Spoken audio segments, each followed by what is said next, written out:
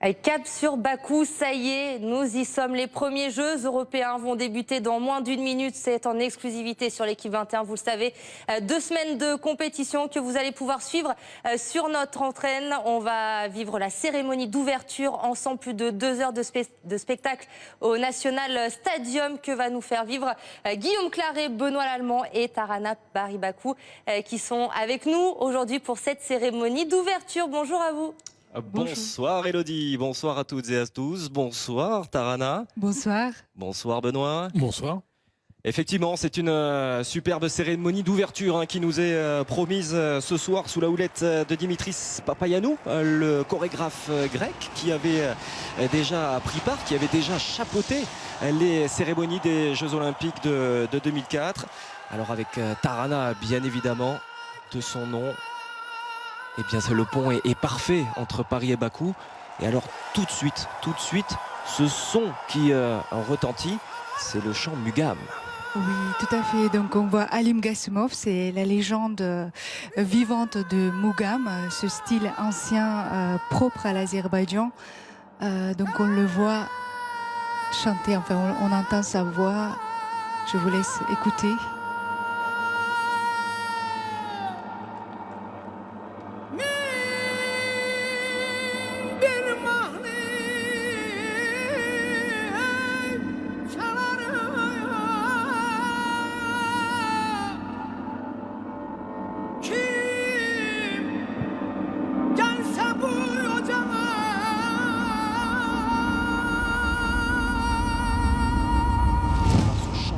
Cette culture Mugam, qu'est-ce que ça représente pour l'Azerbaïdjan? Alors déjà, elle vient de dire, nous avons de la place dans nos cœurs pour tous nos invités. Nous chanterons 1001 chansons pour tous ceux qui viennent à cette flamme. Donc Mugam, c'est une musique très ancienne. C'est une musique en fait avec beaucoup d'improvisation. Là, on voit l'orchestre de Nagara. Ils sont 50 percussionnistes qui eh bien, donnent de la voix de leur orchestre. 10 secondes désormais, 7. Le compte à rebours est lancé et nous allons rentrer de plein pied dans cette cérémonie d'ouverture. On l'a vu partir à 24 ce compte à rebours, 24 le nombre d'heures bien évidemment dans une journée, 24 également, eh bien c'est le nombre d'années d'existence de l'Azerbaïdjan puisque depuis 91 et l'éclatement du bloc soviétique. Ça fait 24 ans que l'Azerbaïdjan a restauré son indépendance. Alors on voit ce premier tableau d'ouverture. Sur l'opéra de Kuroglu, le fils de l'homme aveugle. Avec 1000 danseuses qui sont présentes sous vos yeux, qui vont former ces fameux motifs géométriques ou décoratifs que l'on retrouve d'ailleurs sur les tapis d'Azerbaïdjan. Un artisanat très connu, reconnu même, devrais-je dire, à l'international, dans le monde entier. Oui, le symbole de la nation azérie. C'est une source de richesse à l'époque médiévale, déjà. En laine ou en soie, fleuron de l'artisanat azéri encore aujourd'hui tissé à l'ancienne. Donc on retrouve les formes géométriques, des couleurs très vives, et ça correspond en fait à chaque ville en Azerbaïdjan.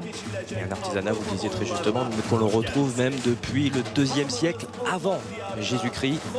Rien que cela. Tout à fait.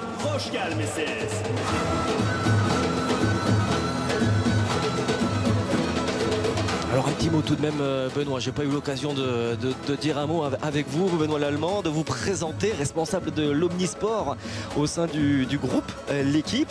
Alors vous en avez connu évidemment des échéances olympiques et il y a un intérêt sportif quand même durant cette quinzaine, et non des moindres.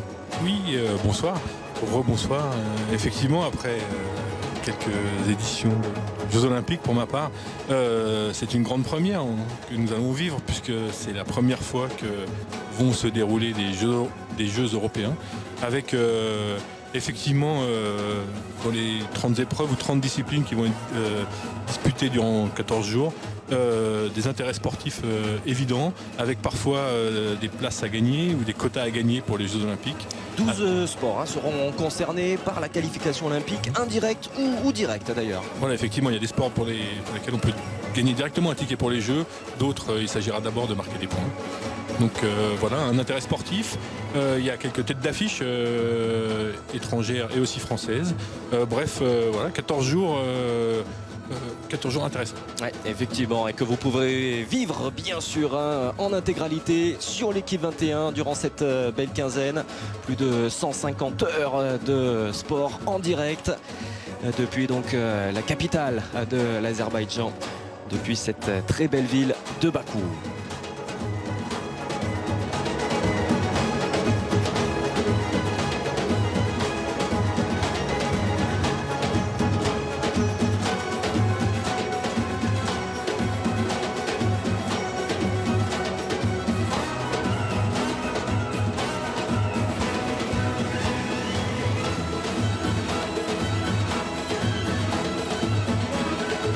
Cercle, le rond, Tarana, vous m'arrêtez si je me trompe, mais ça va être un motif, une forme géométrique que l'on va beaucoup retrouver durant cette cérémonie. Il y a la lune, le soleil, voilà, c'est vraiment un élément prépondérant dans la culture azérie. Tout à fait, c'est la vie, c'est l'unité. C'est comme le symbole de Nar, en fait, ce symbole d'Azerbaïdjan qui représente aussi dans la folklore azéri le symbole de l'unité.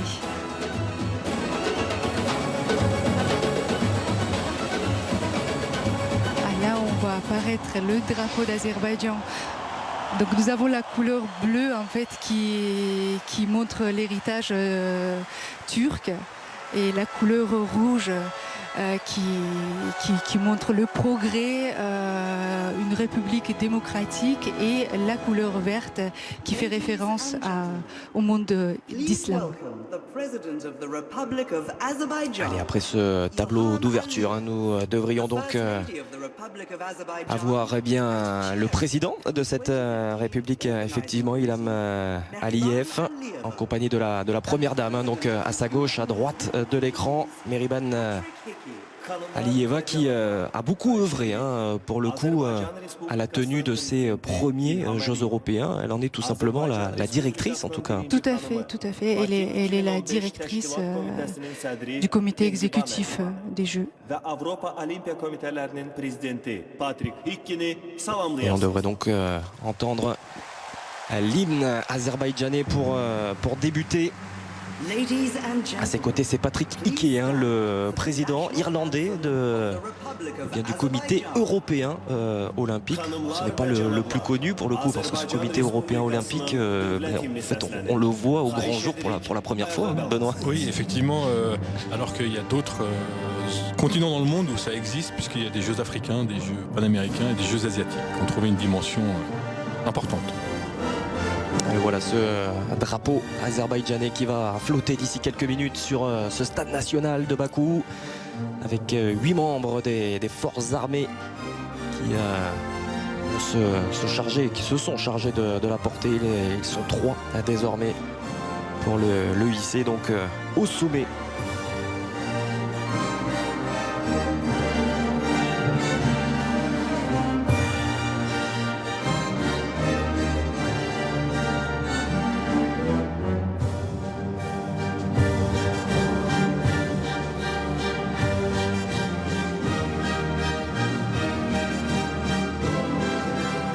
Peut-être d'Ilham Aliyev pendant que le drapeau s'élève là dans le ciel azerbaïdjanais. Il est président depuis 2003 de l'Azerbaïdjan.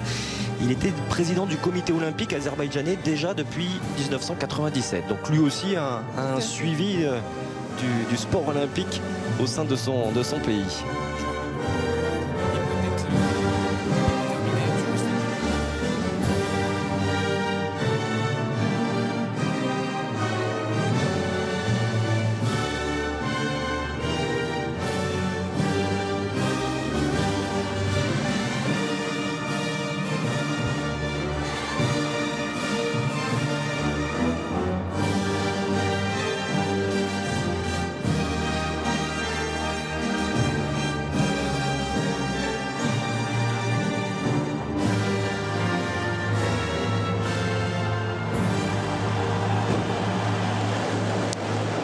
azerbaïdjanais qui se termine tout juste avec ce beau feu d'artifice. On va très vite repasser par Paris et on se retrouve bien évidemment pour la suite de cette cérémonie d'ouverture ici à Bakou.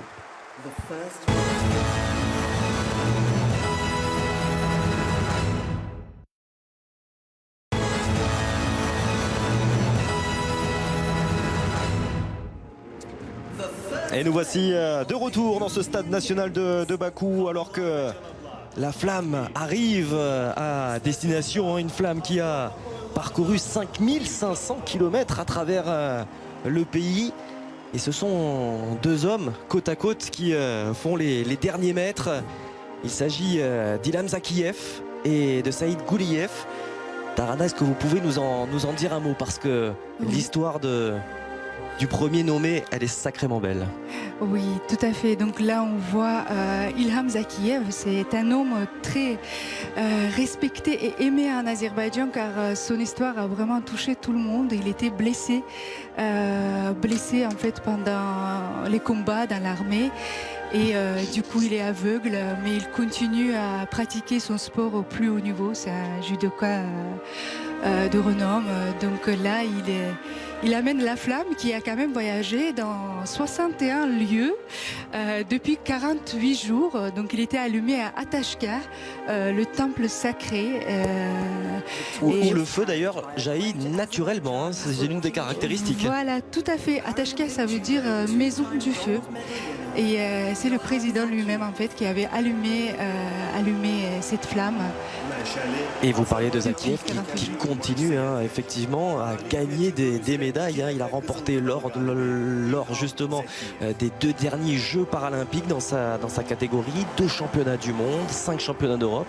Il est tout simplement imbattable ce garçon. Tout à fait. Et à ses côtés, allez, juste un petit mot de Saïd Gouliyev. Jeune espoir. Et oui, jeune espoir, effectivement, l'avenir du pays parce que lui a remporté l'or en taekwondo. C'était du côté de Nanking à l'occasion des Jeux Olympiques de la jeunesse que nous avons vécu sur l'équipe 21. C'était en août dernier. İlham Zakiyev'i müşahede eder. Taekwondo üzere Gençler Olimpiya On a vu un Gouliyev soulever le rocher là au milieu de cette terre craquelée. Et c'est Ilham qui va allumer comme un symbole le sol. De quoi peut-être alimenter en énergie tout le reste de la cérémonie. Tout à fait.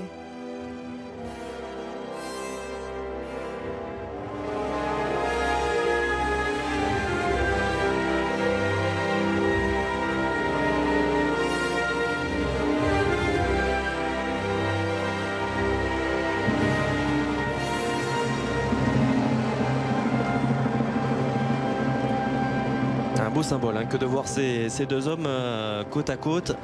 À la fois l'expérience et la jeunesse, Benoît, puis d'un côté également le monde paralympique et le monde entre guillemets valide. Oui, effectivement c'est un beau symbole et puis on se demandait ce que ça allait devenir et bien voilà la réponse, le feu ou la flamme qui se propage.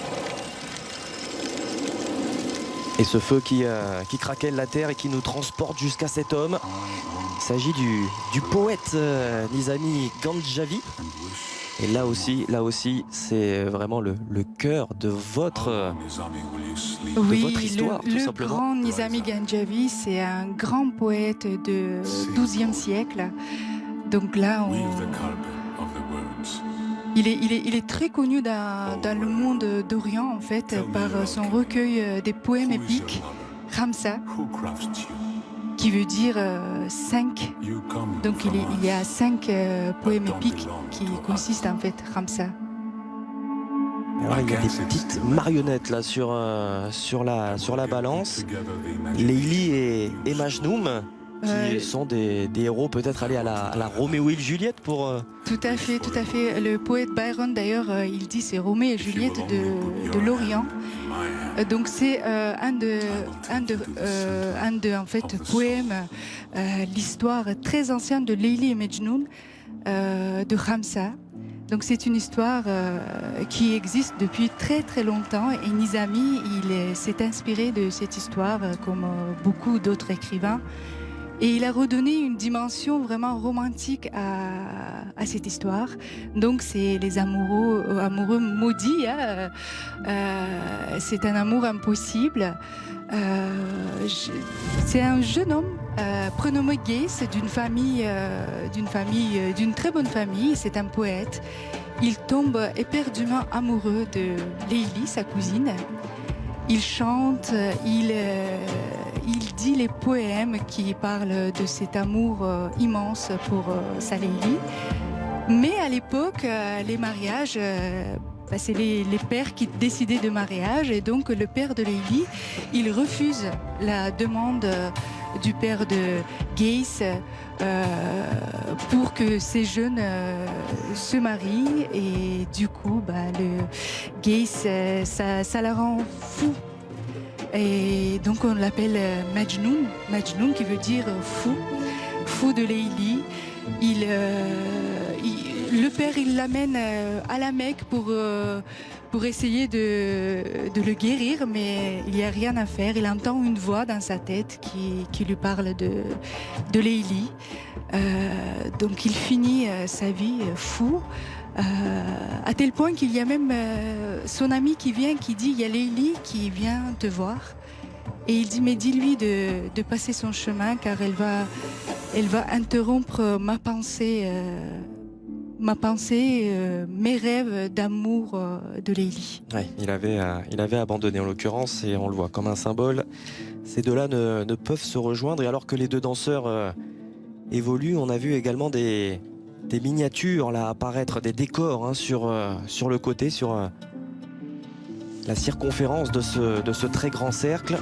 Et là, ce sont véritablement l'ensemble du monde de Nijami, en fait. C'est vraiment là tous les décors que l'on retrouve dans ces écrits. Oui, tout à fait. Et là, donc on voit les 5, on voyage à travers les 5 poèmes de Khamsa. Et les miniatures, vous savez, les miniatures, en fait, c'est des œuvres qui intègrent une calligraphie élaborée et riche en illustrations. C'est un art aujourd'hui qui n'est quasiment plus pratiqué. Mais un musée est consacré à cet art à Bakou. Il regroupe plus de 7000 exemplaires provenant de 47 pays. Alors, il y a des thèmes principaux qui ont été développés justement par l'artiste, comme les 7 beautés, où eh bien, ce prince rencontre cette femme qui vont tour à tour le guider sur le chemin de l'amour. Tout un poème. Donc on a cette beauté, on a Khosrow et Shirin.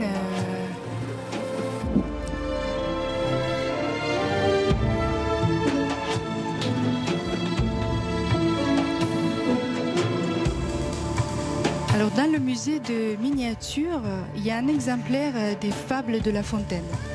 Le plus petit livre est une œuvre japonaise de 4 mm carré, lisible avec une loupe.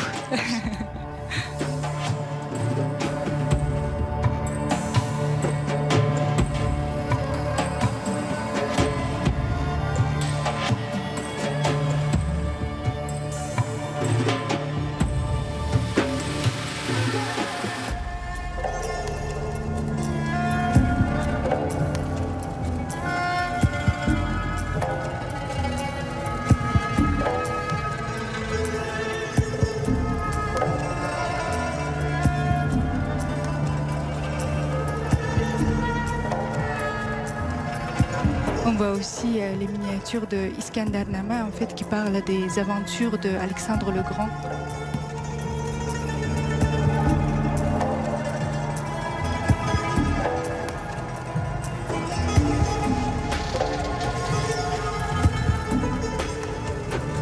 Et en tout, plus de 240 mètres de miniatures là pour faire le tour de ce grand cercle, pendant que Leili et Majnoun continue de tenter de s'apprivoiser.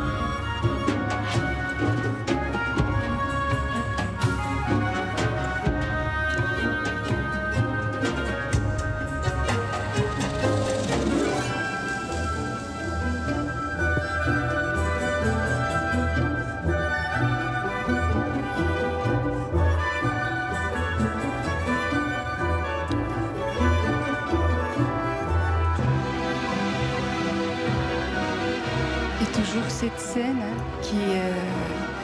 qui nous fait penser au paysage de la terre craquelée.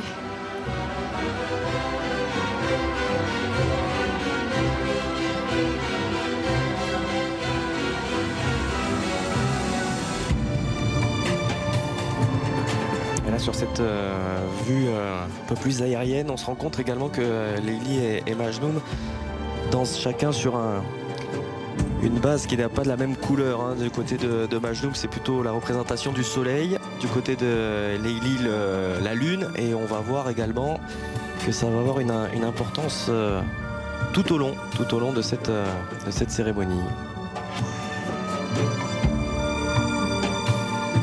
Là, on est vraiment à la limite de la réalité et de la mythologie, hein, avec ces drôles d'animaux, comme un dragon notamment.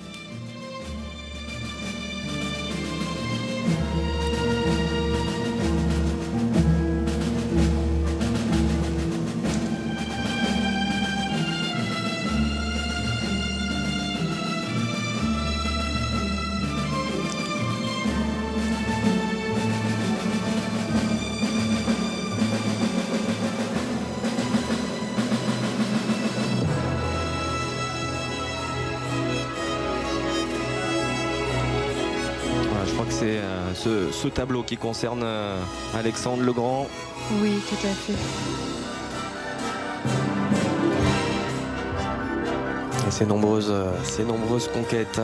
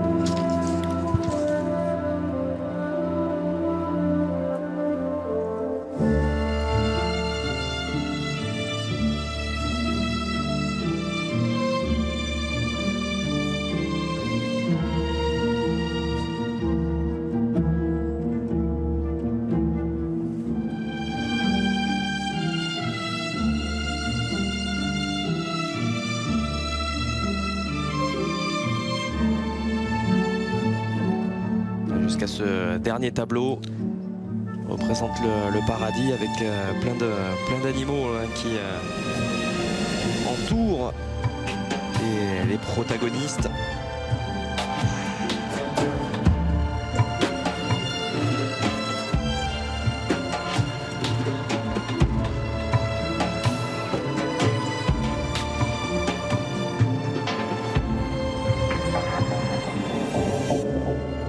Du chasseur en l'occurrence, avec tous ces animaux.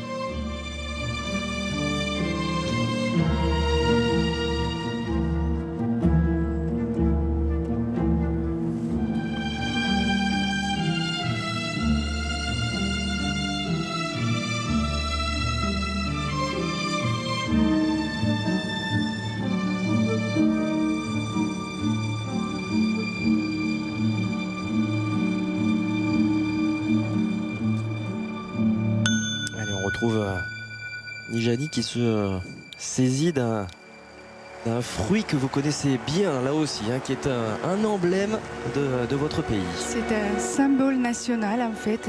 Le fruit de nar, c'est un fruit dans le folklore azerbaïdjanais, ça représente l'unité. Ici ce soir, ça veut dire tout simplement le symbole de l'amour et de chance, de bonne chance à tout le monde. C'est un fruit en fait qu'on retrouve partout en Azerbaïdjan, dans la cuisine. Parce que voilà, du simple dîner au dîner d'État. Hein. Oui, tout à fait. Et puis dans l'art, tous les peintres ont peint en fait un jour dans leur vie ce fruit. D'ailleurs, c'est un des mascottes des Jeux. Une des deux mascottes, effectivement, de ces premiers Jeux européens. Et moi, je vais poser une question. Quel goût il a, ce fruit ?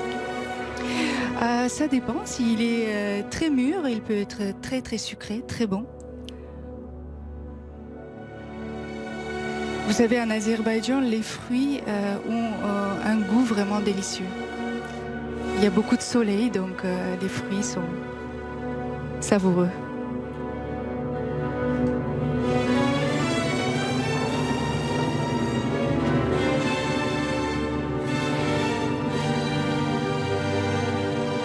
Vous le disiez, Tarana, symbole d'abondance, d'amour et de chance. Et ils vont en avoir besoin aussi un petit peu, les athlètes qui vont eh bien, concourir durant cette quinzaine.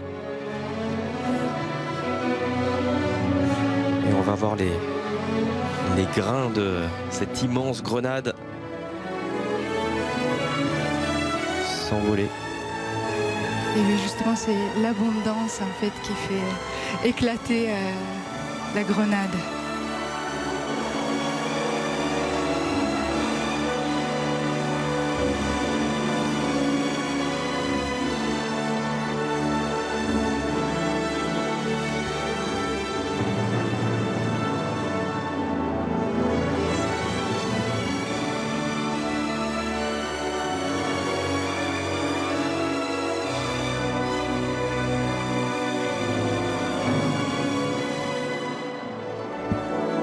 Et ces ballons qui s'envolent là dans les airs de Bakou, donnant encore un côté un peu plus festif à cette cérémonie d'ouverture qui a été imprégnée d'histoire, bien évidemment, avant de retrouver eh bien le cœur de toute bonne cérémonie d'ouverture. On va retrouver eh bien, tout simplement les délégations, les unes après les autres. Alors on le rappelle, Benoît, 50 nations européennes prennent part à cette première édition des Jeux européens. Oui, effectivement, 6076 athlètes. Avec, comme à chaque fois, la Grèce, bien évidemment, berceau de l'olympisme qui ouvre le bal. On commence toujours les cérémonies par la Grèce. Avec comme porte-drapeau Eleftherios Petrounias, qui a d'ailleurs remporté les championnats d'Europe aux anneaux. C'est un gymnaste. Effectivement, un gymnaste. Et c'était du côté de Montpellier. On voit le président Aliyev, la première dame. Et on a vu également Thomas Bach et Vladimir Poutine qui a fait le déplacement. On peut parler peut-être d'ailleurs, Tarana, très rapidement de la relation avec le grand voisin russe. Ce serait peut-être un petit peu plus long qu'un simple mot, mais on va dire que allez, la relation est cordiale entre les deux pays. Oui, tout à fait, tout à fait. Vous savez, on était soviétique pendant 70 ans. Donc le russe, déjà la langue russe, c'est une langue que tout le monde parle en Azerbaïdjan. On est bilingue en Azerbaïdjan. Alors ça me permet de rebondir sur le fait qu'on a coutume de parler des Azéris. Alors on n'est pas loin de la vérité. 90% d'Azéris peuplent l'Azerbaïdjan. Mais justement, il y a un petit pourcentage de Turcs et un petit pourcentage de Russes. C'est pour cela, en gros, que les Azéris ne sont pas l'intégralité du peuple azerbaïdjanais. Il y a plus de 15 ethnies. Plus de 15 ethnies qui consistent en fait, justement comme vous avez dit, c'est plus de 9 millions de population. Donc c'est pourquoi il vaut mieux dire azerbaïdjanais pour justement englober tous les habitants d'Azerbaïdjan. Et alors qu'on voit la délégation andorrane, on a raté l'Albanie, dont le drapeau était porté par un spécialiste de taekwondo, meilleure athlète albanaise, Ada Demniri. Oui, l'Andorre avec ce drapeau porté par Esther Barogues-Salvina, elle spécialiste de tir. Un petit moment particulier avec la délégation arménienne. Un petit moment particulier, mais en même temps, Vous voyez, la présence de l'Arménie à Bakou est un symbole très très fort. Oui, c'est déjà positif en soi. Tout à fait, de la volonté de l'Azerbaïdjan de dialoguer, car comme vous le savez, ces deux pays sont en conflit depuis plus de 20 ans. Le conflit du Haut-Karabakh. Oui, tout à fait. Aujourd'hui, 20% du territoire azéri reste sous l'occupation. C'est reconnu internationalement comme illégal. C'est une douleur profonde pour l'Azerbaïdjan, pour tous les Azerbaïdjanais, notamment les 1 million qui ont été obligés de fuir de leur terre natale. Et on notera juste que ce n'est pas un athlète, mais le secrétaire général du comité olympique qui portait le drapeau, oui, chef de mission. C'est assez particulier, vous faites bien de le dire. Alors après, c'est vrai que la délégation était vraiment toute petite. Alors peut-être que les 2-3 athlètes qui étaient dans la délégation arménienne concourent très rapidement, auquel cas c'est vrai qu'on pouvait aussi aisément comprendre qu'ils ne portent pas le drapeau. On a vu rapidement Andreas Schafauer porter le drapeau autrichien. Là ce sont bien les Bélarusses que je n'avais pas forcément aussitôt dans le protocole, mais ce sont bien eux emmenés par Vladimir Samsonov. Là, c'est un grand nom de ces Jeux européens. Effectivement, c'est l'une des stars de ces Jeux européens, le pongiste Samsonov. 39 ans. Il était vice-champion du monde en 1997. Voilà, comme autre fait de gloire, il a été numéro 1 mondial en 98, une époque où le tennis de la table n'était pas encore complètement dominé par les Chinois. C'est vrai, c'est vrai. Allez, nos voisins belges ont fait le déplacement. Grosse colonie belge, grosse délégation avec Lionel Cox qui emmène ses camarades. Lui, pour le coup, c'est un spécialiste de tir. Oui, et on remarquera qu'il y a beaucoup de spécialistes de tir dans la cérémonie d'ouverture, lors de cette cérémonie. Peut-être aussi avec l'importance de la qualification olympique. Ça fait partie de ces sports qui sont largement concernés par Rio 2016. Tout à fait. La Bosnie-Herzégovine à présent avec Admir Durospaic. Là, on retrouve un pongiste. Effectivement, c'est le meilleur athlète bosnien présent à Bakou.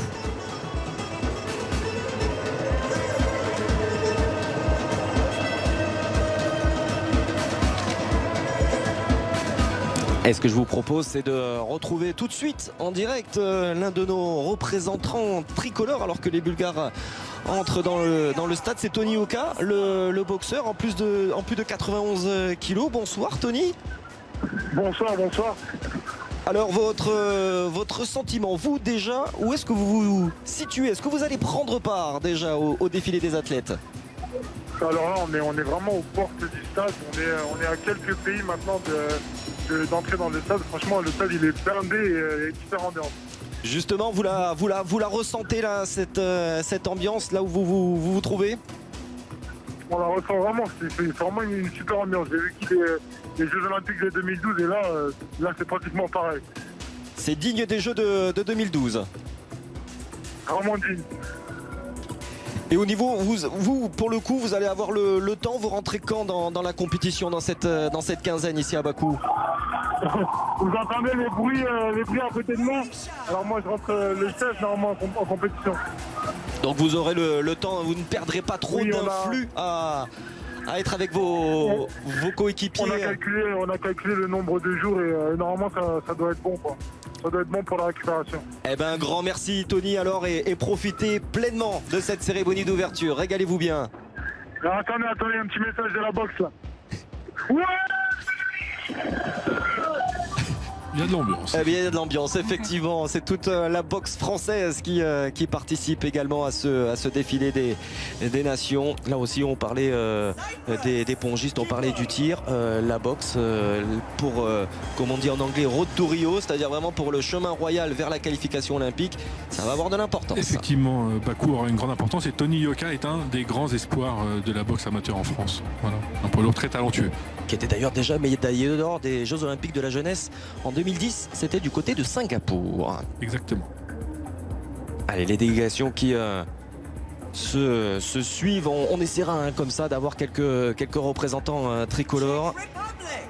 Alors que les Français ne vont pas tarder hein, d'ici 4-5 nations. Là, ce sont les Tchèques, emmenés par Thomas Svoboda, le triathlète.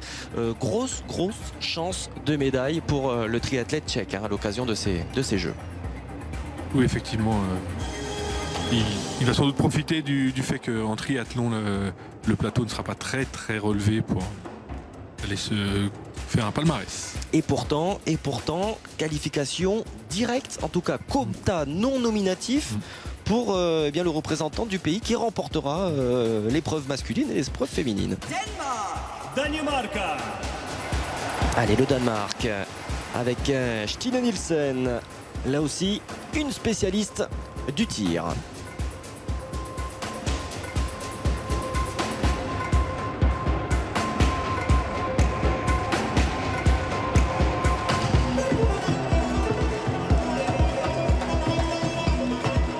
D'ici 3-4 délégations, ce sera au tour de notre grosse délégation, grande délégation tricolore, même s'ils ne seront pas tous, Non, sans doute pas, parce que pas tous présents. Anodru qui est sur place nous annonçait 142 athlètes parmi les 270 qui prendront part à ces Jeux européens. donc l'Estonie avec un lutteur comme porte-drapeau, Eiki Nabi. Il a participé aux Jeux de Londres et il fait mieux que participer parce qu'il décrochera une médaille d'argent. Sacré bonhomme, sacré gabarit, il a plus de 120 kilos la catégorie. Vous retrouverez bien évidemment ces épreuves de lutte grandement appréciées du public azerbaïdjanais. On le disait, Tarana, c'est le sport roi ici à Bakou. Oui, tout à fait. La lutte, puis les autres sports de combat aussi. On verra d'ailleurs le sambo qui est un art martial, enfin un style de lutte, on va dire, tout droit venu de Russie, me semble-t-il. Самозащита без оружия, qui veut dire en gros self-défense sans armes. Ah, voilà. Voilà, donc ça réunit un peu tous les sports de combat comme judo, la lutte. Que Vladimir Poutine, je crois, apprécie particulièrement, si je ne m'abuse. Tout à fait, je crois qu'il le pratique aussi, oui, tout à fait. Alors, la République de Macédoine, là, pour le coup, je ne l'avais pas non plus forcément placé à cet endroit dans la délégation. Et notre délégation tricolore, la voici, emmenée par Céline Goberville, vice-championne olympique, rien que ça. Le tir, également double championne d'Europe. Alors qui rentrera en lice, si je ne m'abuse, lors de la première semaine. Je ne l'ai plus en tête. Bon, enfin voilà, il faudra mercredi, me dit-on. Merci Emilien Gérard qui est dans notre oreillette. Effectivement, une très grosse délégation française. Oui, alors plus de 270 athlètes qui vont prendre part. Ils ne sont pas tous présents, bien évidemment, on le disait. 140 nous disait Anodru, une des journalistes reporters d'images présente également aux côtés des athlètes durant cette quinzaine. Ils nous donneront comme ça toutes ces informations. C'est inside comme on dit dans le jargon.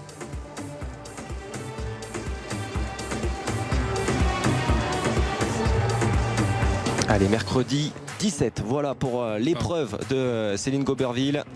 Le tir à 10 mètres et ce sera en direct à 8h30 bien évidemment sur l'équipe 21. Autre nation proche pour le coup de l'Azerbaïdjan, la Géorgie.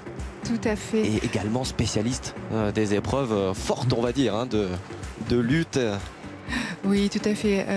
Donc c'est pays du Caucase en fait. Le plus grand pays du Caucase c'est l'Azerbaïdjan. Après il y a la Géorgie, l'Arménie, le Caucase du Sud. Une des très grandes délégations, bien évidemment, par le nombre et par sa qualité. L'Allemagne va très certainement remporter de nombreuses médailles sous les yeux de Thomas Bach. Compatriote, le président du CIO, compatriote de Fabian Ambuchen, qui est le porte-drapeau et gymnaste, qui à Londres a notamment remporté une médaille d'argent et une médaille de bronze. Ouais. Il a Médaille déjà d'argent à Londres et de bronze à très Pékin. beau palmarès. Très très beau palmarès, effectivement, pour An Buchan qui va mener cette délégation. Autre très grande délégation, bien évidemment, la Grande-Bretagne qui s'annonce.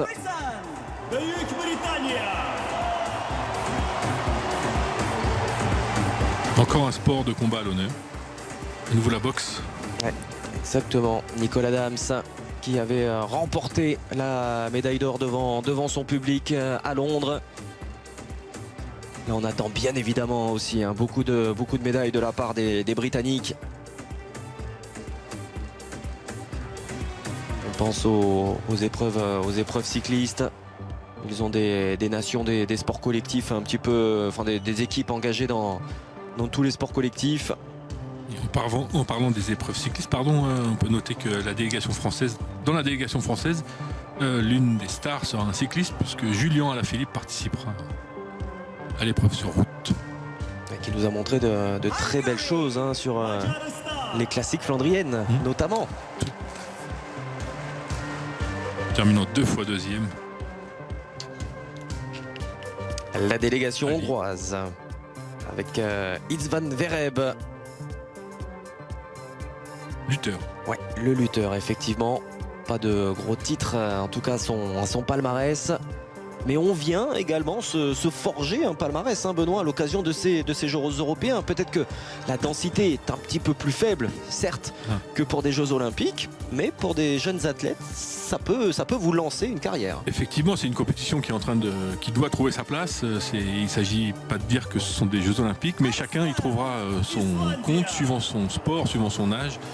On peut y commencer à s'y forger un palmarès.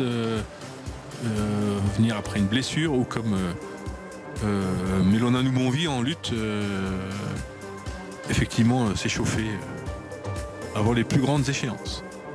Petite délégation islandaise avec Hermanndóttir, la gymnaste qui porte le drapeau islandais. L'Islande d'ailleurs qui a accueilli bien l'une des compétitions organisées par le comité olympique européen.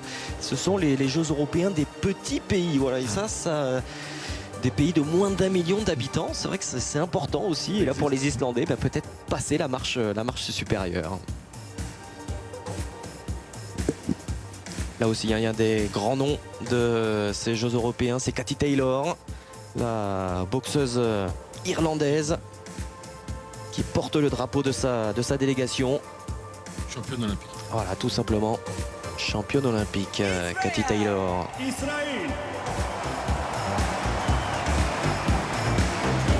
Les belles marinières des Israéliens. Alexander Sachilov, gymnaste.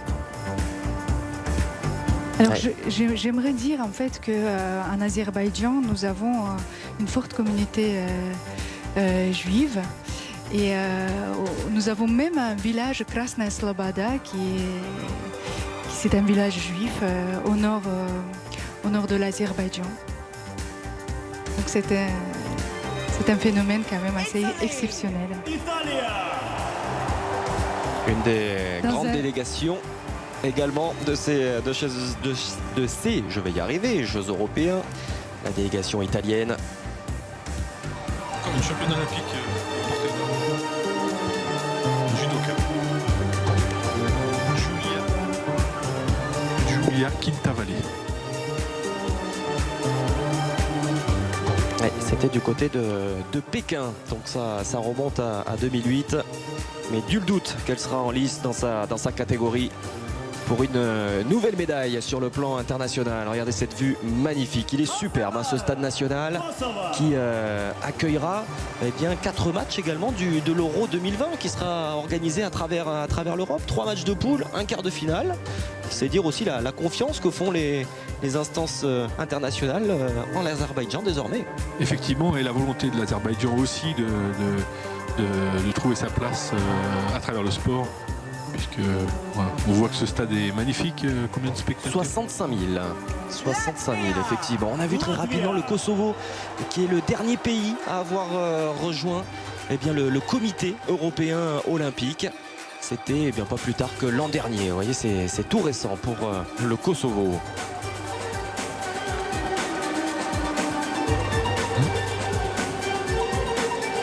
La Lettonie, hein, désormais.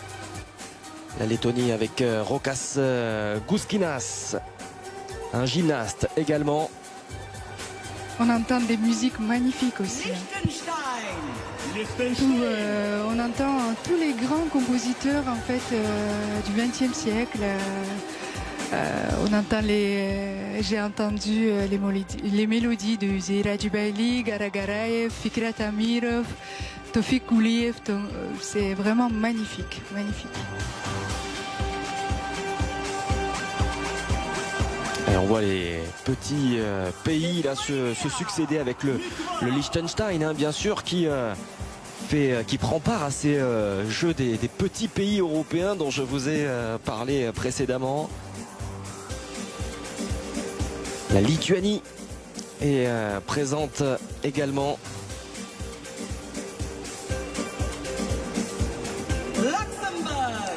Luxembourg. Le Luxembourg avec Jeff Henkels, Spécialiste du tir à l'arc. qui a participé déjà à 2 reprises aux Jeux Olympiques et qui lui aussi tentera de remporter une médaille, une première en grand championnat pour ce garçon. Ce serait déjà bien évidemment un exploit pour le Luxembourgeois.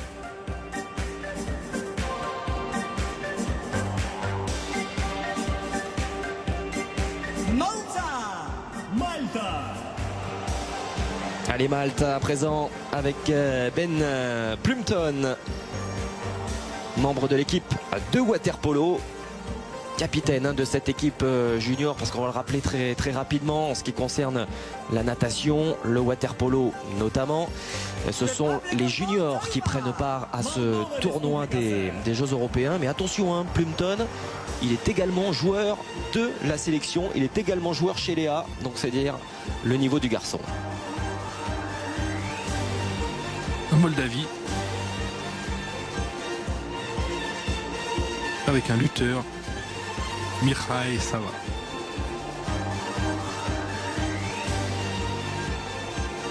Qui a été élu meilleur athlète de son pays en 2014. Ils ont donc mis toutes les chances de leur côté, les Moldaves, pour aller glaner une médaille.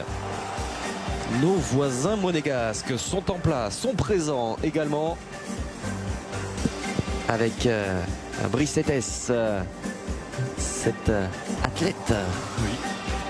Je crois qu'on a aperçu le prince. Et oui, qui a fait le déplacement, bien sûr, pour supporter ses quelques compatriotes qui ont fait le long déplacement. Le Monténégro, avec Bosko Draskovic, le boxeur.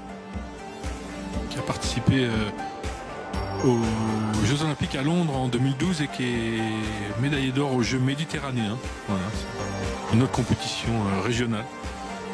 C'était en 2009.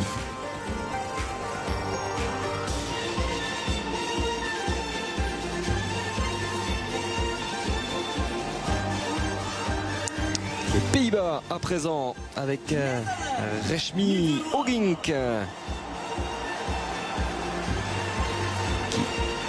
qui elle eh bien excelle en taekwondo, médaillée d'or des championnats d'Europe junior et qui se sont tenus ici même en 2005 à Bakou.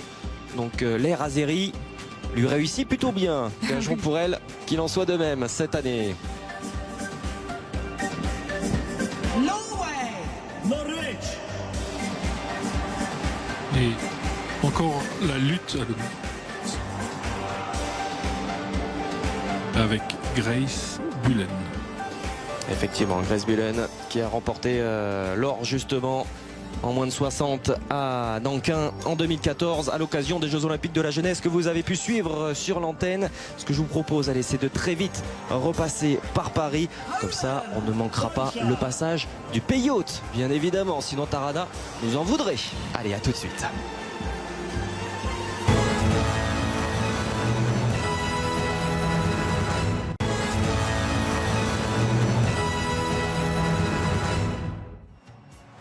Et nous voici de retour à l'occasion de cette cérémonie des premiers Jeux européens que nous allons vivre tout au long de cette quinzaine sur l'équipe 21.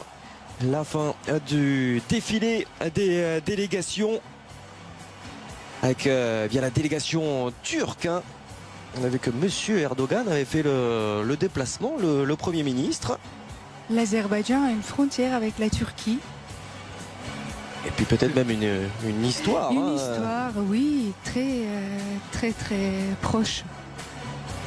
C'est Enes Erkan, le karatéka, qui porte le drapeau de la délégation. Oui, et pour les karatékas, c'est un événement important puisqu'on rappellera que le karaté n'est pas au programme des Jeux Olympiques. Donc voilà, c'est l'occasion pour eux de participer, de croiser des athlètes d'autres sports, eux qui sont d'habitude cantonnés à leur championnat du monde ou championnat d'Europe. Est-ce que ce serait pas peut-être une première marche pour Tokyo? Est-ce que les sports ont été arrêtés? C'est peut-être encore en balance? En tous les cas, c'est évidemment pour le karaté l'occasion de montrer que ça a sa place dans le programme d'une compétition multisport. Voilà. C'est vrai que le taekwondo étant présent, on peut comprendre que les karatékas souhaitent également faire partie du programme olympique. Mais c'est très compliqué d'entrer au programme olympique d'été qui est déjà bien occupé. Et le CIO n'a pas pour volonté d'augmenter le nombre d'athlètes présents ni le nombre de disciplines.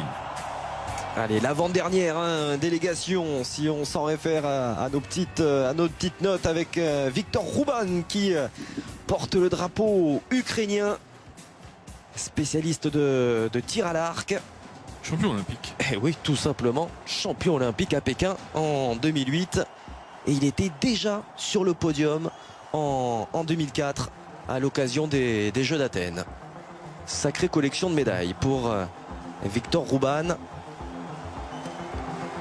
qui sera peut-être inspiré par cette cérémonie d'ouverture, puisqu'on le rappelle, Dimitris Papaïadou était déjà aux commandes des cérémonies à Athènes en 2004.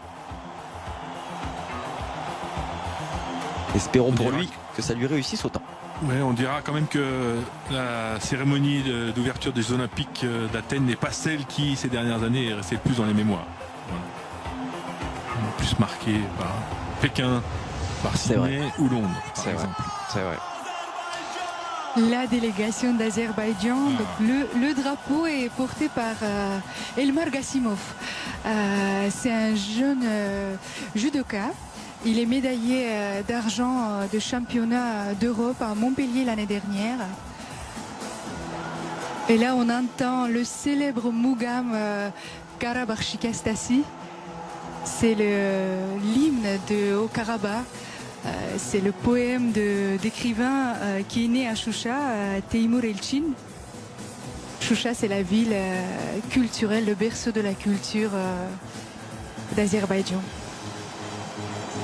Et comme d'habitude, c'est le pays hôte qui referme. La Grèce ouvre le bal des délégations sous les yeux effectivement du président Aliyev et de la première dame qui, on le rappelle, a œuvré. Elle, c'est vraiment l'instigatrice, on va dire, de ces Jeux européens. En tout cas, du fait que l'Azerbaïdjan ait obtenu son organisation.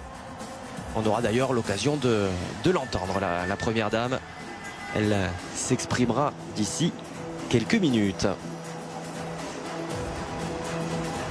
Alors, au total, Benoît, 50 nations, on le rappelle, plus de 6000 athlètes, 250 épreuves.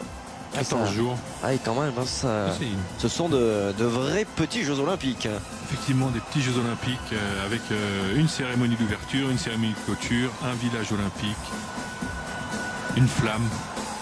Très confortable d'ailleurs, le village olympique, semble-t-il. En tout cas, les premiers retours que l'on peut avoir du village olympique, eh bien, les athlètes sont plutôt très satisfaits de leurs conditions de logement.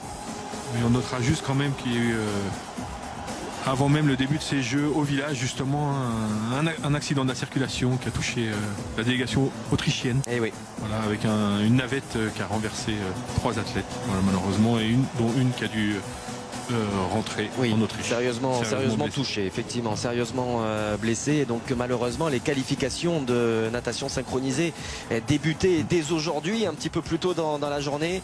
Évidemment, l'équipe autrichienne, en tout cas le ballet autrichien, amputé de nombreuses, d'une partie de ses membres, eh bien, n'a pas pu défendre ses chances, même si l'essentiel, évidemment, que cette jeune femme retrouve la santé et le plus rapidement possible.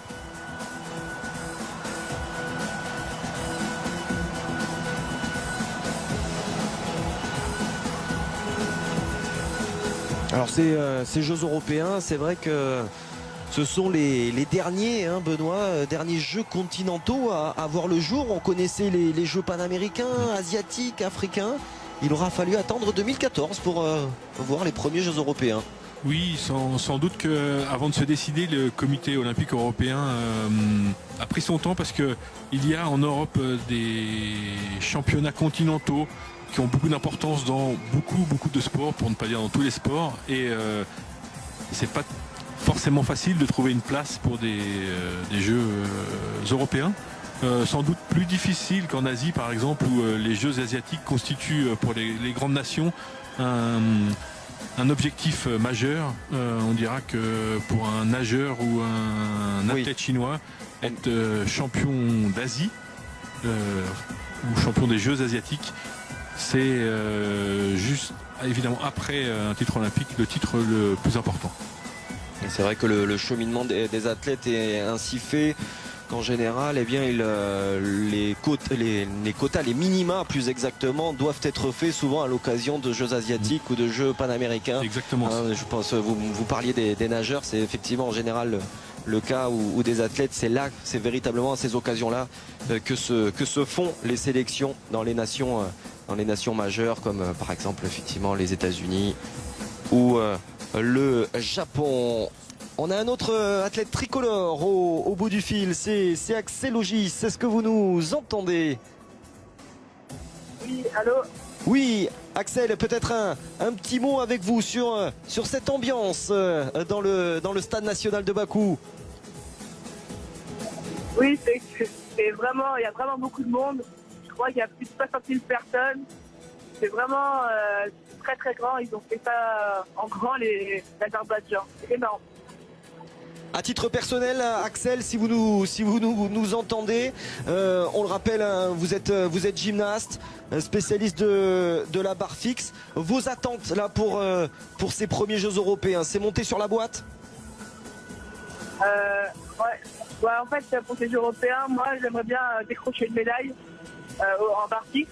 Celle que j'ai loupée au Championnat d'Europe à Montpellier il y a quelques mois. Et pourquoi pas décrocher une autre médaille au barre parallèle, qui est normalement mon vrai agrès de prédilection, le barre parallèle. Donc j'espère que cette fois-ci, ça va être la bonne. Eh bien, c'est tout ce qu'on vous souhaite, en tout cas, Axel, et profitez d'ores et déjà de cette très belle cérémonie d'ouverture. Merci beaucoup. Les épreuves de gymnastique, vous pourrez suivre, bien évidemment, sur l'équipe 21 à partir de lundi, me semble-t-il. Lundi, dès 14h, me souffle Émilien Gérard dans le casque. On retrouvera effectivement Axel Nangis et tous ses coéquipiers des équipes de France. Champion de France. Qui vont tenter de monter sur la boîte. Champion de France. Clamartois est champion de France. Clamartois, c'est très bien. C'est très bien également. Champion de France aussi. Champion de France aussi. Allez, tous les athlètes ont défilé, les 6000 athlètes, et on va accueillir le drapeau du comité olympique européen. Alors une idée, ce comité olympique européen qui date de 67. Et effectivement, il aura fallu attendre 2014 pour voir une compétition, même si on le disait, il y a ces Jeux européens des petits pays, mais bon, de moins d'1 million d'habitants. Mais bon, ce qui est déjà en soi une organisation importante. Les derniers ont eu lieu en Islande, c'était au début du mois. Et puis ce comité olympique européen est également tourné vers la jeunesse, puisqu'il y a le festival, devrais-je dire, festival européen de la jeunesse, puisqu'il y a une version hiver et une version été. L'occasion pour les jeunes de se familiariser avec la pression, avec l'idée de la performance au milieu d'autres athlètes, d'autres nations, d'autres sports. Voilà, c'est toujours un apprentissage intéressant et important à faire. On entend l'ensemble de Natik Shirinov, le célèbre percussionniste azerbaïdjanais. Avropanın mahir atletləri, siz birinci Avropa oyunlarında yarışmaq üçün seçilmisiniz. Hünər, dostluq və qarşılıqlı hörmət rəmzi olan bu yeni alovu qoruyun. Azərbaycan sizə ev sahibliyi etməkdən şərəf duyur və hər birinizə uğurlar diləyir. Très fier d'être le hôte pour accueillir les athlètes du monde, de l'Europe. This new flame of excellence, friendship and respect. Azerbaijan is proud to be your host and wishes you every success. L'Azerbaïdjan fier d'accueillir ses premiers Jeux européens, on vous le rappelle, si vous nous rejoignez tout juste, c'est la cérémonie d'ouverture de ces premiers Jeux européens ici en Azerbaïdjan. 15 jours de grand sport à venir sur notre antenne, plus de 250 heures de programme. Et Oui, voilà, une invitée de marque, une invitée surprise, Guillaume. Et l'invité surprise, c'est Lady Gaga, qui a fait le déplacement. Mais il est magnifiquement fleuri ce piano, dites-moi. Ah, magnifique. C'est pas les Pet Shop Boys, mais c'est... Alors Lady Gaga qui devrait nous chanter Imagine, évidemment, Quelle du surprise. grand John Lennon.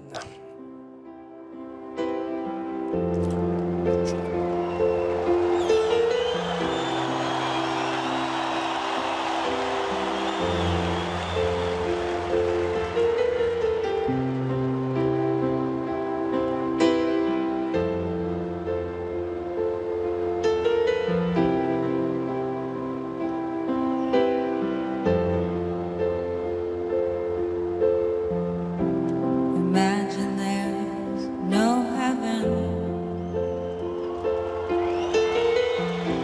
It's easy if you try. No hell below us. Above us only sky. Imagine all the people living for today. Imagine there's no countries. It isn't hard to do. Nothing to kill or die for, and no religion too. Imagine all the people living life in peace. You may say I'm a dreamer, but I'm not the only one. I hope someday that you'll join us, and the world will live as one.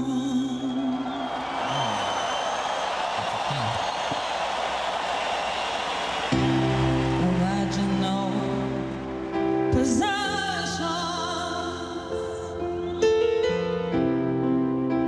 I wonder if you can. Nothing to kill or die for. A brotherhood of man.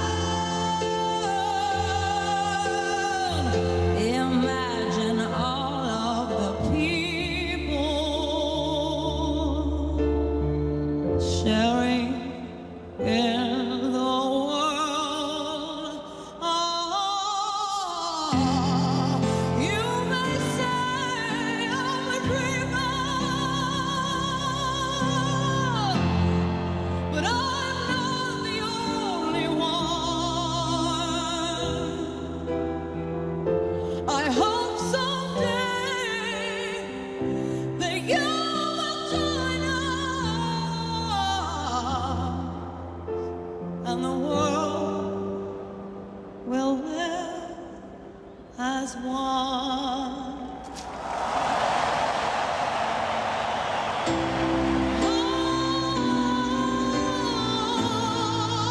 Imagine all the people. Imagine all the people. Imagine we could live in love and peace and happiness. Imagine it was simple. Imagine that. Thank you, Baku. Congratulations. Have a wonderful game.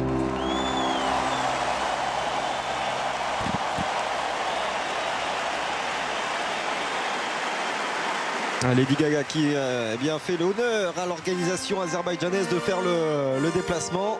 Tarana, vous nous le disiez hors antenne, quand l'Azerbaïdjan fait quelque chose, fait les choses en grand, Oui, tout à fait. avec des stars internationales. Et quel beau message de fraternité et de l'amitié. Là, il y en a quelques-unes, des stars également, qui portent ce drapeau olympique européen. Et parmi les 8 athlètes que l'on retrouve sur le côté gauche, la deuxième, c'est Lucie Decausse. C'est notre Française, notre judokate, qui est aux côtés de médaillés d'or olympiques. Il n'y a que des médaillés d'or olympiques. Alors il y a Namig Abdoulayev, azerbaïdjanais, champion olympique de lutte à Sydney en 2000. De lutte libre, effectivement, en 2000. Il y a le grec Thomas Bimis, plongeur, champion olympique au 3 mètres synchro à Athènes en 2004. Qui est sur la gauche, enfin qui est le premier là sur la droite de l'écran. Alors, il y a également la hongroise Kristina Fazekas Zu. Excusez-moi pour la prononciation. Elle fait du canoë et était championne olympique à Londres en 2012. The flag is carried by 8 outstanding Olympic champions from all over Europe. Bayraq Il y a Avropanı temsil eden également la 8 boxeuse görkemli irlandaise Olimpiya şampiyonları Cathy Taylor, tarafından getirilir. From titré à Londres Azerbaijan, en 2012. Namig Abdullayev. Et que l'on a vu déjà porter le drapeau irlandais. Hein. Donc elle a été au four et au moulin durant cette cérémonie d'ouverture. Là peut-être je vous la laisse peut-être la dernière, non Benoît? Oui, voilà. Elle est On va russe. essayer. Elle est russe. Et son nom est un peu compliqué. Elle s'appelle London Elena 2012. İrlandiya 2012 Elle s'appelle Yelena pardon. Zamolodchikova. Et il n'y a rien de compliqué. Yelena. Elle s'appelle Yelena et elle est double championne olympique à Sydney en 2000. Gymnaste. Rusya Federasiyası 2000 yıl Sidney Olimpiya oyunlarında gimnastika üzere 2 dəfə qızıl medal qalibi Yelena Zamolodchikova. Ben voilà. From Italy, Yelena. Nicolò Campriano, shooting Olympic gold medalist at London 2012. İtalya 2012 Et puis on a oublié le Turc, effectivement, Servet Tazgul, qui lui From Greece, a été champion olympique de taekwondo. C'était à Londres, 2004. donc à l'occasion des derniers Jeux olympiques. La présence de Lucie Decausse qui porte le drapeau, c'est peut-être l'occasion de rappeler que le judo tiendra une place importante dans cette quinzaine. Puisque les Jeux européens seront le cadre de championnat d'Europe qui devait avoir lieu en Angleterre et qui finalement se dérouleront ici. Avec quelques grands noms du judo français. Alors on attendait Teddy Riner. Hélas, Teddy Riner a déclaré forfait pour une petite douleur à un orteil. Mais si Teddy n'est pas là, il restera quand même au moins 2 autres grands noms de judo. Clarisse Agbenienou et Gévrise Eman. Effectivement. Il y aura de très belles chances de médailles dans le clan tricolore en ce qui concerne le judo. Vous retrouverez d'ailleurs Xavier Richefort et Fabien Lecanu pour ces épreuves qui se dérouleront plutôt la deuxième semaine sur la fin Ladies de and ces gentlemen, Jeux européens. for the raising of the European Olympic Committee's flag. Xanımlar ve canablar, xahiş edirik. Aussi l'occasion de découvrir ce drapeau parce qu'on ne le voit pas très souvent. Non, effectivement, ce drapeau qui porte les anneaux olympiques avec eh bien cette marque EOC. Comité donc olympique européen qui va venir prendre place aux côtés du drapeau azerbaïdjanais. Les membres de la garde nationale vont se charger à nouveau de monter ce drapeau. Et on le disait, après les Jeux asiatiques, les Jeux africains, les panaméricains, qui existent depuis un bon moment, en tout cas depuis la moitié du XXe siècle, eh bien, ces Jeux européens voient enfin le jour. Ça n'a pas toujours été évident dans l'organisation, comme vous le disiez très justement. Il y a certaines disciplines qui ont des impératifs. On pense à la natation, on pense à l'athlétisme, bien évidemment. Et malgré tout, on le disait, le judo, par exemple, sera le théâtre également du championnat d'Europe. La lutte également aura son championnat d'Europe ici même. Des disciplines comme le triathlon, le tennis de table, le tir à l'arc offriront des quotas non nominatifs au pays en vue des Jeux de Rio. Allez, nouveau tableau à présent. Revenons-en à cette cérémonie d'ouverture avec cette vidéo qui provient du CERN, du Centre européen de physique des particules, qui se trouve à la frontière franco-suisse.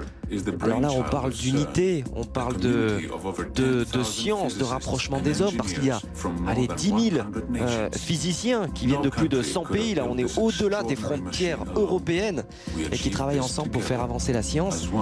Et il y a eu parmi eux Lev Landau qui est né à Bakou. This historic gathering is a chance to salute a great Nobel physicist, Lev Landau. In the city of his birth. Justement, ils sont en train de dire que c'est l'occasion de saluer cet homme natif de Bakou qui a rendu des choses qui paraissaient impossibles possibles. Il a reçu le prix Nobel en 1962 pour cette théorie sur la superfluidité. Scientists and athletes, we share the same curiosity. Les athlètes, les scientifiques ont à peu près la même curiosité. Et on a justement cette impression d'avoir cet accélérateur de particules qui, je le disais, est sous la frontière franco-suisse. C'est plusieurs kilomètres. Il a été d'ailleurs en maintenance là, ces 2 dernières années et il vient de retrouver ses fonctions pleines et entières. Et il fait avancer la science et l'humanité tout entière. Alors là, de la science, on va plutôt parler de mythologie à présent, avec les fondements même de notre continent. Et oui, on voit le magnifique taureau blanc et l'Europa qui voyage sur ce taureau. Et ce taureau, au final, c'est Zeus. Hein, oui. C'est Zeus qui s'est transformé en taureau pour séduire, la princesse Europa.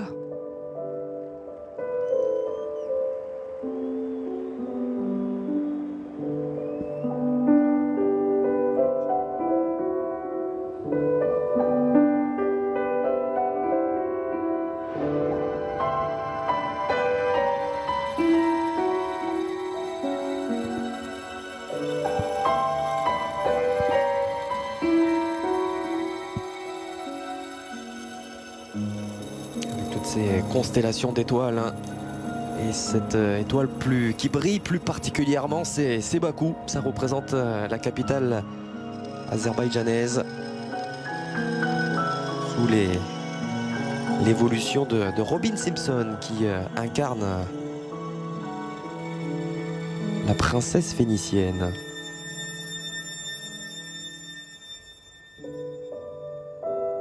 Elle était présente à la cérémonie d'ouverture des Jeux de Londres, je crois. Elle incarnait Mary Poppins. C'est donc une habituée des cérémonies d'ouverture.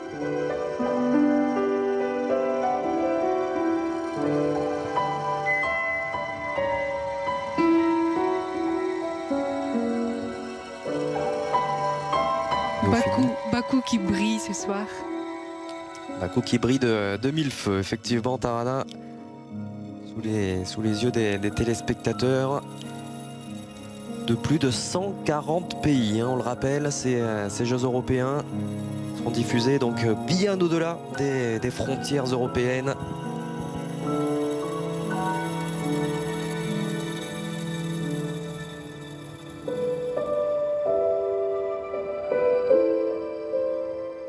Elle n'aura pas hésité à chevaucher ce taureau blanc, Zeus, pour traverser les mers et arriver sur l'île de Crète.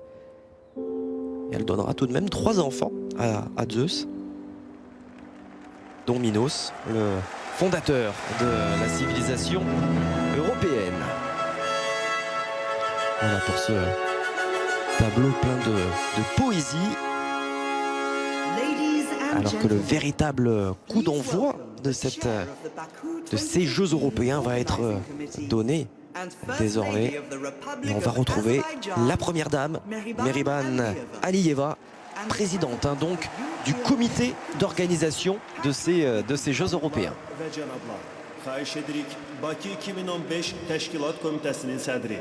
Azərbaycan Respublikasının birinci xanımı Mehriban Əliyevanı və Avropa Olimpiya Komitələrinin prezidenti Patrik Higgini salamlayasınız.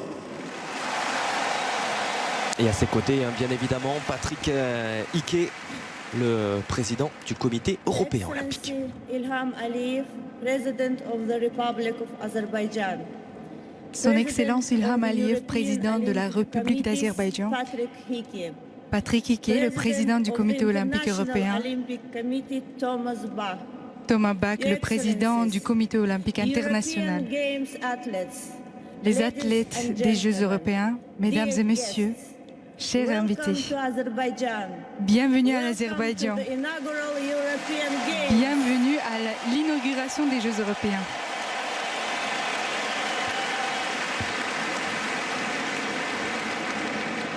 Aziz həmvətənlər, chers compatriotes, Avropa oyunlarının açılış münasibətilə bütün Azərbaycan xalqını səmimi qəlbdən je félicite de tout mon cœur tout le peuple d'Azerbaïdjan à l'occasion d'ouverture des premiers Jeux européens. Bu möhtəşəm bayram müstəqil Azərbaycanın hər bir Azərbaycan vətəndaşısının Cette fête grandiose est la victoire de l'Azerbaïdjan indépendant, la victoire de tous les citoyens azerbaïdjanais. Grâce à tout ce que nous avons réussi et obtenu durant nos années d'indépendance, nous écrivons aujourd'hui ici, dans la belle ville de Bakou, une nouvelle page du mouvement olympique européen. C'est nous qui écrivons cette page, c'est le peuple d'Azerbaïdjan qui écrit cette page.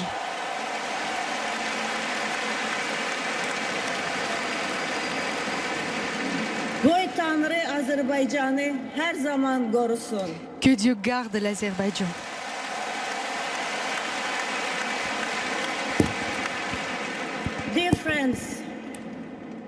Chers amis, ce soir, nous commençons le nouveau chapitre de l'histoire sportive de l'Europe. L'Azerbaïdjan est fier que les premiers Jeux européens se passent à Bakou. La flamme des Jeux européens a été allumée dans le temple sacré d'Ateshka et a voyagé dans notre beau pays, touchant les cœurs de tous les Azerbaïdjanais sur son chemin. Elle a porté le message de la célébration, de l'inspiration et de l'unité. Et cet esprit brûlant qui nous a réunis ensemble. J'aimerais remercier les comités olympiques européens et leur président Patrick Hickey. Pas seulement pour leur choix de Bakou pour accueillir les premiers Jeux européens, mais aussi pour leur soutien et assistance dans l'organisation de cet événement mémorable. Je voudrais aussi dire bienvenue au président du Comité olympique international, Thomas Bach, à tous les membres de la famille olympique et les remercier pour leur soutien du mouvement olympique en Azerbaïdjan.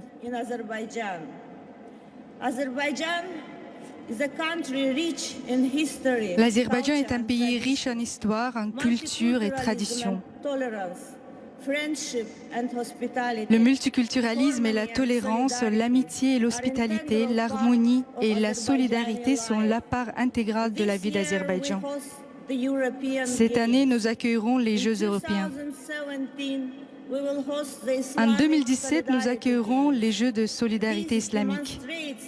Cela démontre le rôle d'Azerbaïdjan de promouvoir le dialogue entre les cultures. Comme pays indépendant, nous sommes jeunes, seulement 24 ans. C'est pourquoi le compte à rebours de la cérémonie ce soir démarre à ce chiffre.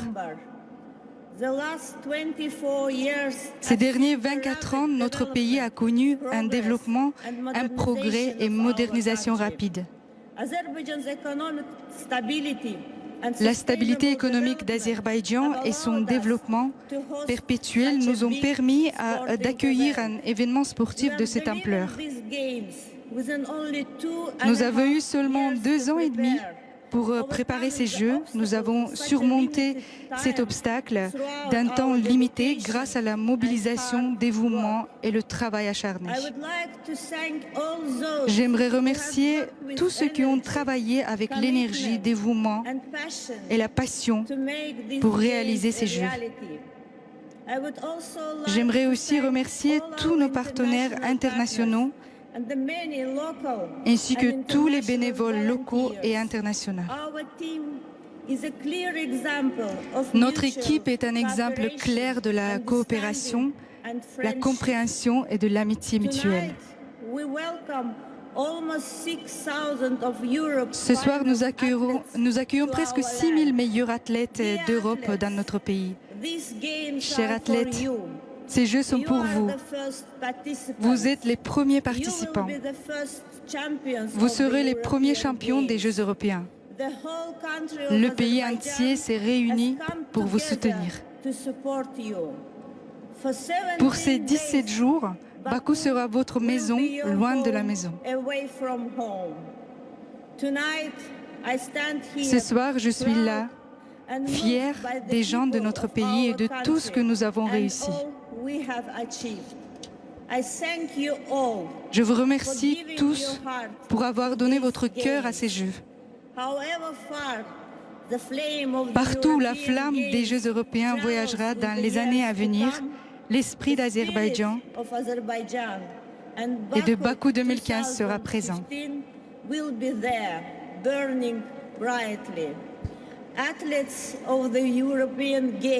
Les athlètes des Jeux européens, mesdames et messieurs, chers invités, bienvenue à Bakou, bienvenue en Azerbaïdjan, pour célébrer la paix, l'amitié et la solidarité.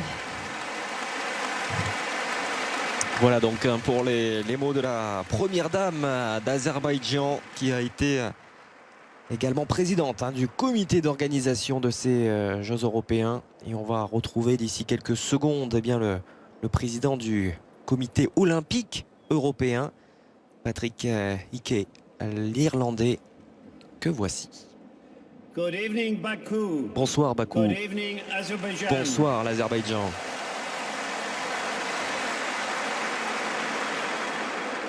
Your Excellency, President of the Republic Votre Excellence, of Azerbaijan, président de la République d'Azerbaïdjan, Ilham Aliyev. Chair of Baku Présidente du 2015, comité First Lady d'organisation de Bakou Merivan 2015, Aliyeva. Première Dame Merivan Aliyeva. Président du comité international olympique, Thomas Bach, et président de l'association des comités nationaux olympiques, Cheikh Ahmad Alpha Al-Sabah, leader du monde entier, membre des comités du comité international olympique. Les invités, chers amis de Bakou et de toute l'Azerbaïdjan, et bien évidemment aux 12 500 volontaires qui vont œuvrer durant ces 17 prochains jours, merci.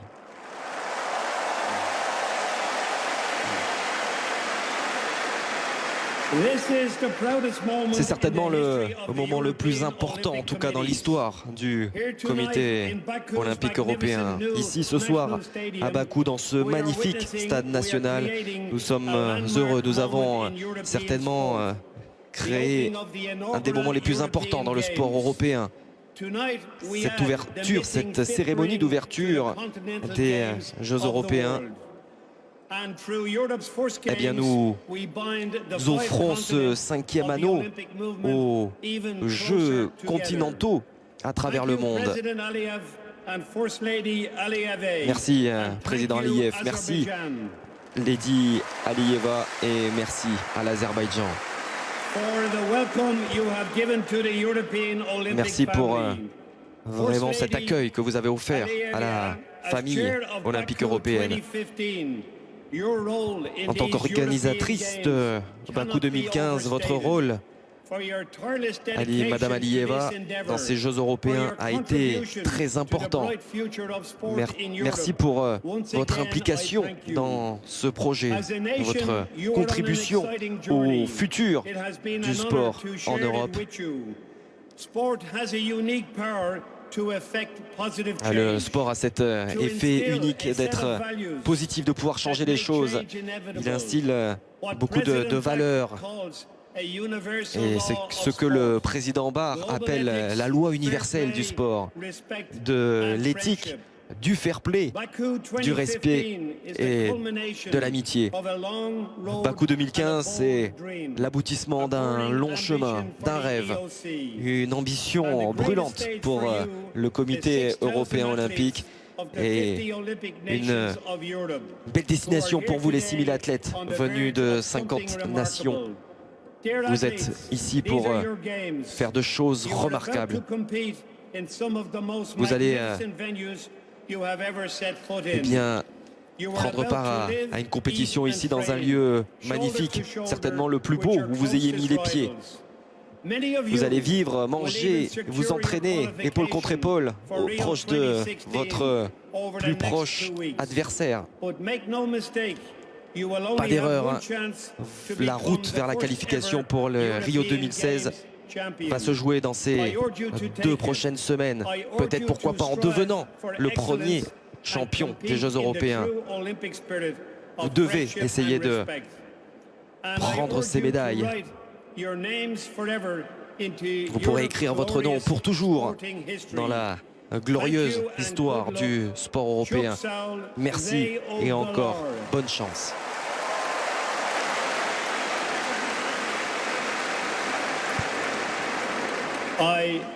Et maintenant, eh bien, j'ai l'honneur d'inviter le président de la République d'Azerbaïdjan, Monsieur İlham Aliyev, à venir déclarer ouverte ces Jeux européens 2015.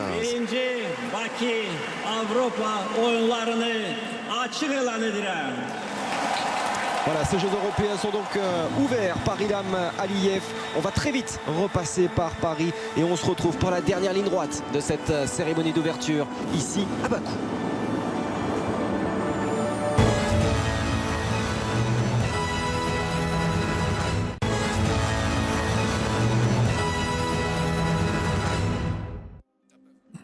Et de retour ici au stade national de Bakou avec quelques tableaux encore sur les origines du pays de l'Azerbaïdjan pour clore cette cérémonie d'ouverture. Nous avons l'image de Nowruz, célèbre le nouvel an Nous voilà au premier jour du printemps, le 21 mars. C'est la fête traditionnelle la plus importante de l'Azerbaïdjan.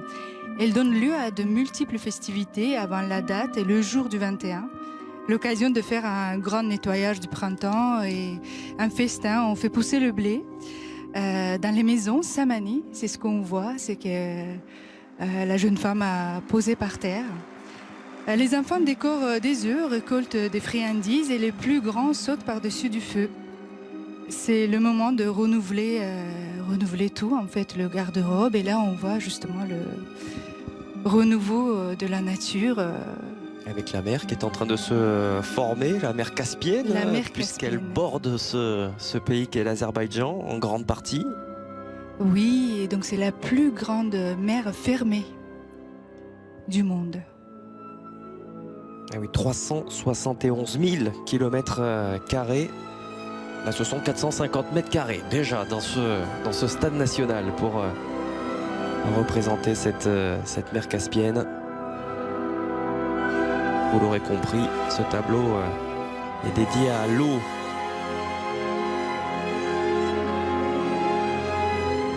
D'ailleurs, les 4 phénomènes naturels qu'on fête pendant le Nowruz, parce qu'avant le 21, on fête tous les mardis en fait.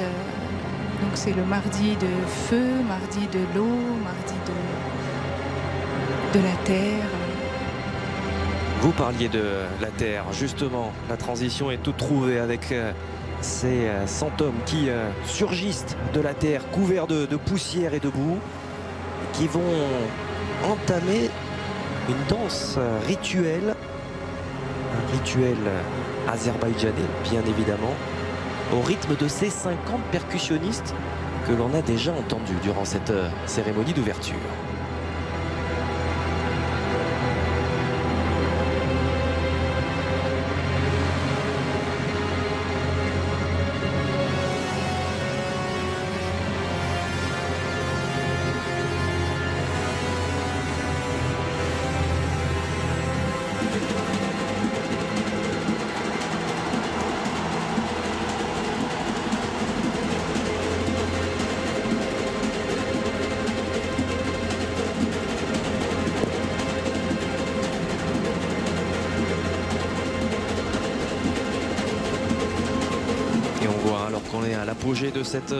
De cette danse, des bouts de sol là, qui commencent à bouger, à se désolidariser, tel un tremblement de terre, qui vont former une véritable montagne.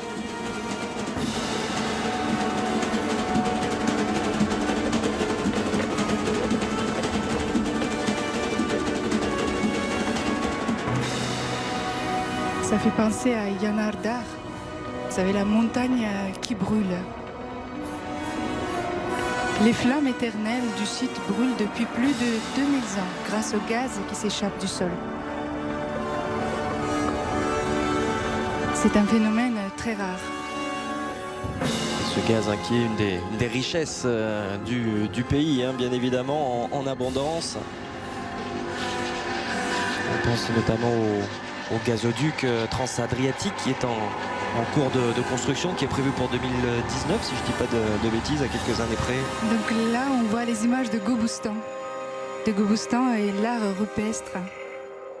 Et les fameux pétroglyphes qui décrivent des scènes fascinantes de la vie préhistorique dans le Caucase. Ce parc national qui est à une 60aine de kilomètres au sud de Bakou. Effectivement, vous le disiez, 6000 pétroglyphes que l'on peut admirer sur 4500 hectares. Qui témoigne de 40 000 ans d'art rupestre. Et qui est inscrit au patrimoine mondial de l'UNESCO.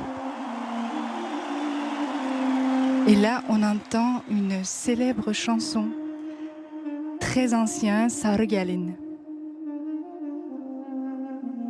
La fiancée blonde. Sous le son de balaban, c'est un instrument traditionnel avant.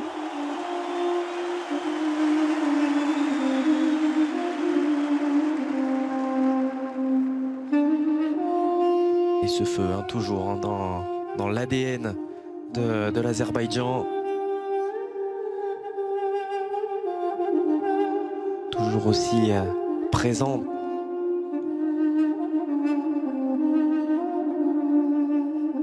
On peut peut-être en profiter, Guillaume, pour dire que le choix de l'Azerbaïdjan pour organiser ses premiers Jeux européens n'est pas anodin. Évidemment, l'Azerbaïdjan était candidat pour accueillir ces Jeux européens. Comme on l'a rappelé, c'est un pays caucasien qui a beaucoup de ressources, notamment grâce au gaz et au pétrole. Voilà, donc la décision a été prise de confier l'organisation des Jeux européens à l'Azerbaïdjan. Ça n'a pas fait que des heureux, parce que ça et là, on peut entendre des critiques sur la manière dont la démocratie est exercée en Azerbaïdjan. Et c'est pas anodin que la première dame soit impliquée. Ça donne tout le poids que le gouvernement, la présidence de l'Azerbaïdjan veut donner au symbole d'accueillir ces Jeux européens. Voilà, donc faut pas le cacher, il y a plusieurs associations de défense des droits de l'homme qui sont manifestées, insurgées parfois contre la tenue des Jeux européens à Bakou. Voilà, on le dit, mais pour être tout à fait juste, il faut aussi dire qu'il n'y a pas tellement de raisons de pas faire de ne pas faire de relations sportives avec l'Azerbaïdjan quand, côté économique, notamment côté diplomatique, les relations existent. Voilà. On retrouve ce phénomène d'essayer de faire porter au sport des responsabilités qu'il n'a pas forcément à chaque fois que la politique s'en mêle. On n'a pas oublié que les Jeux Olympiques à Pékin ont donné lieu à aussi des manifestations. Bien sûr. Voilà. Mais ça n'empêche pas de faire du commerce avec la Chine, comme ça n'empêche pas de faire du commerce avec l'Azerbaïdjan. Voilà. Chacun, en son âme et conscience, peut s'exprimer. Chacun peut penser ce qu'il a envie de penser. Mais les athlètes ne sont pas forcément obligés d'être les porte-drapeaux de toutes les causes.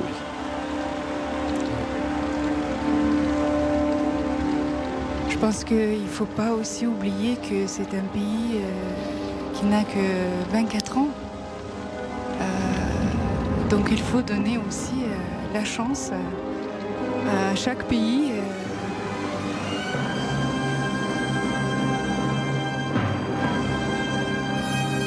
C'est vrai que c'est un pays très jeune, comme vous dites, sur le plan politique, même si on l'a vu avec cette histoire millénaire. Il a de nombreuses racines, hein, encore une fois, le monde perse, le monde turc, soviétique, ces derniers siècles également. Et ce dernier tableau magnifique consacré au feu, avec, allez, on dirait l'homme de Vitruve, un petit peu, hein, de Leonardo de Vinci.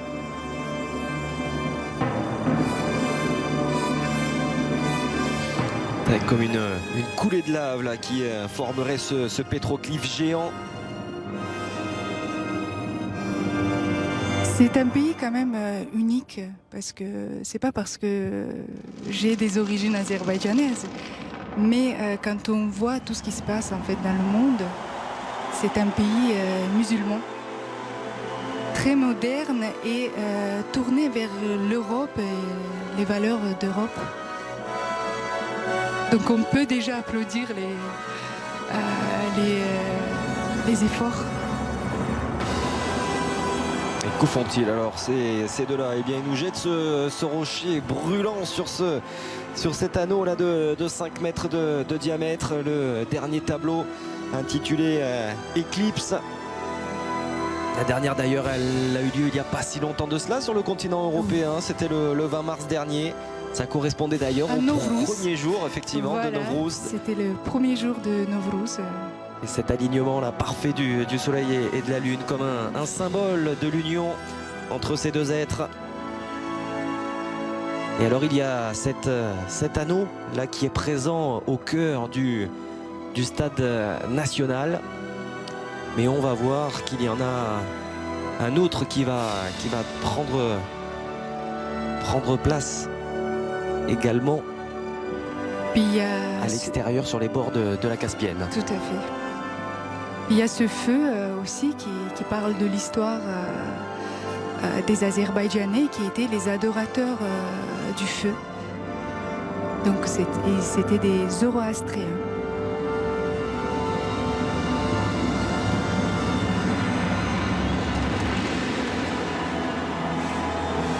Et ce feu d'artifice qui va débuter pour célébrer cette fin de cérémonie d'ouverture. On le voit hein, tout en bas là, cet anneau qui sera présent tout au long de la quinzaine. C'est un petit peu la vasque olympique de ces Jeux européens. Il fallait trouver aussi un symbole sans qu'on puisse utiliser une flamme olympique en tant que telle.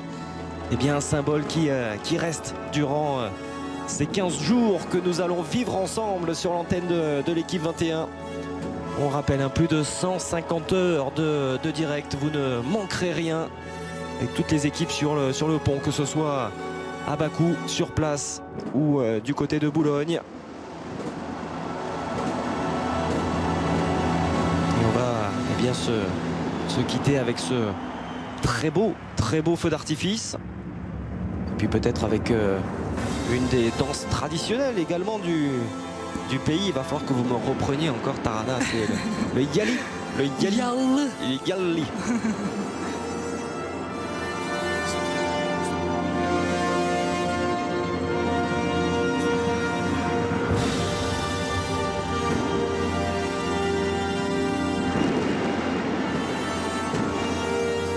14 jours pour parfaire notre prononciation. Exactement.